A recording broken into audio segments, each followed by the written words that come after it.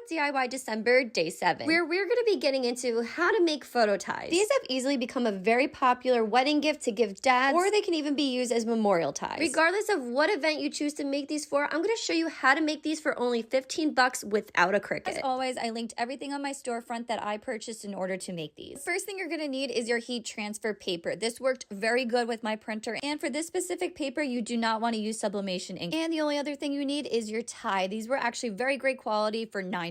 So in order to get our photos all set up, we are going to head over to canva.com, click on the top right button that says create a design, and then come to custom sizing. Let's switch that pixel tab to inches, and then we are going to type in 2x2 because that is the size of my inseam for these ties. If you pick a different tie option, just make sure you measure that inseam before you go ahead with this. Really quick, I'm just going to the top left and labeling out my project just so I can remember where my photos are saved to. Once you have a blank square canvas, you want to go to the left side and click upload. You can either click the upload files button or you can click and drag from your desktop. Now I already uploaded this image in, so I'm just clicking from my sidebar and it drops right into my canvas. Now in order to cover the whole inseam of your tie, you want to scale your image up so it covers all of the white that is in this square. And if you remember, the shape of this is more of a diamond, not a square, so I want to go ahead and rotate my image. This will take a bit of scaling and rotating at the same time to get it perfectly placed where you want it. Now unfortunately, the image I have is not reaching all the way across, but it's perfectly placed where I want it. So a trick I do is I duplicate my image, then click the flip button in the top toolbar and hit horizontal. Then I drag my image over to the side and I try to place it pretty evenly so it looks seamless. Now honestly, right there is looking pretty good to me because it's lined up with that pole in the background. Now if you plan on doing more than one of these at the same time, just duplicate that canvas and then add in the second picture and do the same exact thing we just did the first time around. Then once you're happy with the images you've done, we're going to go up to the top right, hit share, and then click download. If you plan on using your Cricut and doing the print and cut settings, save these out as a PNG. I feel like those end up going in best. Or if you're looking to just print these out and then cut them yourself, try doing a PDF best for print. These are just recommendations, but do what works best for you. For today, I am just going to print this out and cut myself, so I'm saving this as a PDF. Once your download is done, it should end up in your downloads folder and give you a nice little preview so you can make sure everything looks good. You can then go ahead and send this to print. Make sure in your print settings that your printer isn't making this scale to fit. Mine always does this, so I have to change the scale to 100%. And I'm just going through a few other settings to make sure this comes out as a good quality print. Now, before you send this to your printer, make sure you're loading in your HTV paper. This is the one I recommended that I showed you guys on my Amazon storefront. Transfer paper also comes with this parchment paper to help protect your image when you are ironing or heat pressing on. Another great thing about this paper is it also does come with instructions giving you recommendations on heat settings depending on whether you're using a heat press or an iron. Now, once your images are printed and cut out, make sure you're peeling off the back before you put it onto your tie. Once you like the placement of the image on the tie, go ahead and use your heat press or your iron. I am using my heat press at 320 degrees for 15 seconds. This amount of time and heat seemed to be the perfect amount because both pictures worked out great. If you're someone that was looking to make these as gifts, make sure you give this video a save so you can give it a try.